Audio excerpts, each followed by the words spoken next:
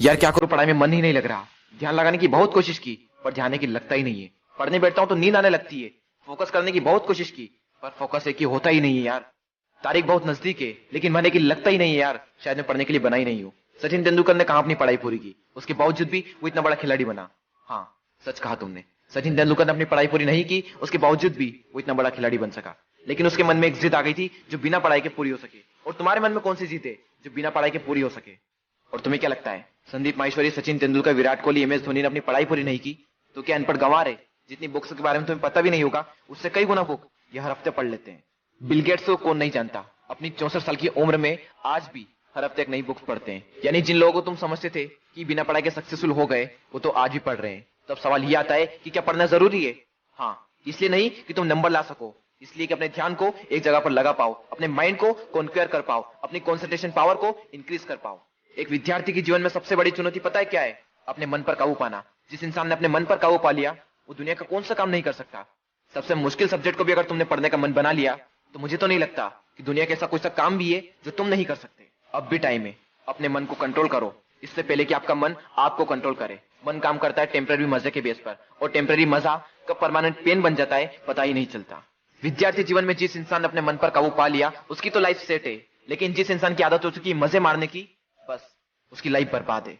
अब भी टाइम है, सुधर जाओ। अगर अब भी तुम्हारे मन में कोई जिद आ गई है कि मुझे पढ़ना है और ऐसा पढ़ूंगा कि इतिहास रच दूंगा, तो तुम्हें कोई नहीं रोक सकता। वो कर्म जो तुमने जून, जुलाई, अगस्त, सितंबर, अक्टूबर, नवंबर, दिसंबर में किए थे उनका पश्चाताप तुम अभी कर सकते हो। अब भी तुम्हारे पास समय है, बस जरूरत है तो एक जिद की। तुम्हारे अंदर अगर कोई जिद उठ गई है बस उसको बनाए रखना। बोलो अपने अंदर से मुझे पढ़ना है। पढ़ना शुरू, लेकिन आधे घंटे में ही बोरियत आने लगी। एग्जाम नजदीक है, पढ़ना तो पड़ेगा। फोन में नोटिफिकेशन आ चुकी है, हाथ मोबाइल की तरफ बढ़ भी रहा है, लेकिन नहीं, कीमती टाइम वेस्ट नहीं करना है क्योंकि मुझे पढ़ना है। अब तो बहुत थक चुका हूं यार, काफी लंबे टाइम से पढ़ रहा हूं, अब मुझसे नहीं होगा। अबे बंद कर, अपना मुंह बंद कर, सबसे सिंपल सब्जेक्ट को पकड़ और फिर से पढ़ने बैठ जा।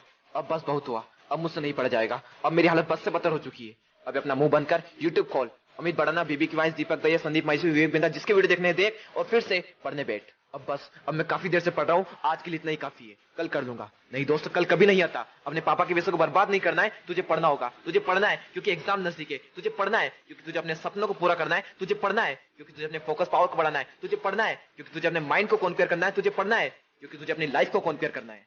बस बहुत हुआ, अब मुझसे नहीं पढ़ा जाएगा यार। अब थोड़ा और भी पढ़ लिया तो मैं मर जाऊंगा। मुझे बहुत नींद आ रही है।